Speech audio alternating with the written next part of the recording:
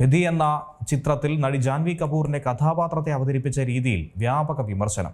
ഇതിനു പിന്നാലെ ക്ഷമാപണവുമായി സംവിധായകൻ ബുച്ചി ബാബു സന രംഗത്തെത്തി. പെഡിയുടെ നിർമ്മാതാക്കൾ ജാൻവി കപൂറിനെ മോശമായി ചിത്രീകരിച്ചതിനെതിരെ കടുത്ത പ്രതിഷേധമായിരുന്നു ആരാധകർ ഉയർത്തിയത്. ഇതേ തുടർന്ന് സംവിധായകൻ ബുച്ചി ബാബു സന നിലവിലുള്ള വിവാദങ്ങളോട് പ്രതികരിച്ചു. ഒരു നീണ്ട എക്സ്പോസിൽ നിർമ്മാതാക്കളുടെ നിലപാട് വിശദീകരിച്ചുകൊണ്ട് ഫീഡ്ബാക്കിന്റെ അടിസ്ഥാനത്തിൽ പെഡിയുടെ പ്രസക്തമായ ഭാഗങ്ങൾ മാറ്റങ്ങൾ വരുത്തിയെന്ന് സംവിധായകൻ പറയുന്നു. സമൂഹ മാധ്യമങ്ങളിൽ ഉയർന്ന വിമർശനങ്ങളെ ഗൗരവമായി എടുക്കുന്നുവെന്നും ആരുടെയെങ്കിലും വികാരങ്ങളെ വ്രണപ്പെടുത്തിയിട്ടുണ്ടെങ്കിൽ ക്ഷമ ചോദിക്കുന്നുവെന്നും ബുച്ചി ബാബു സന പറഞ്ഞു. ഒരു സിനിമാ പ്രവർത്തകൻ എന്ന നിലയിൽ സിനിമ വിനോദപരവും പ്രചോദനപരവും പ്രേക്ഷകരുമായി ബന്ധം സ്ഥാപിക്കുന്നതുമായിരിക്കണമെന്ന് ഞാൻ വിശ്വസിക്കുന്നു.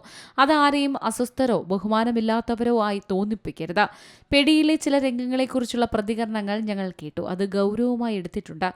ഞാൻ എപ്പോഴും സ്ത്രീകളോട് തിരശ്ശീലയ്ക്ക് മുന്നിലും പിന്നിലും വലിയ ബഹുമാനം പുലർത്തിയിട്ടുണ്ട്. ഒരു സ്ത്രീ കഥാപാത്രത്തെയും വസ്തുവൽക്കരിക്കാനോ അനാദരിക്കാനോ ഞങ്ങൾ ഉദ്ദേശിച്ചിരുന്നില്ല.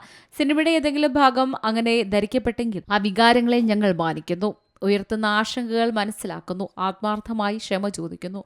പ്രതികരണങ്ങൾ പരിശോധിച്ച ശേഷം ബന്ധപ്പെട്ട ഭാഗങ്ങളിൽ മാറ്റം വരുത്താൻ ഞങ്ങൾ തീരുമാനിച്ചിരിക്കുന്നു. പ്രേക്ഷകരുമായുള്ള ബന്ധത്തിലൂടെയാണ് സിനിമ വളരുന്നത്.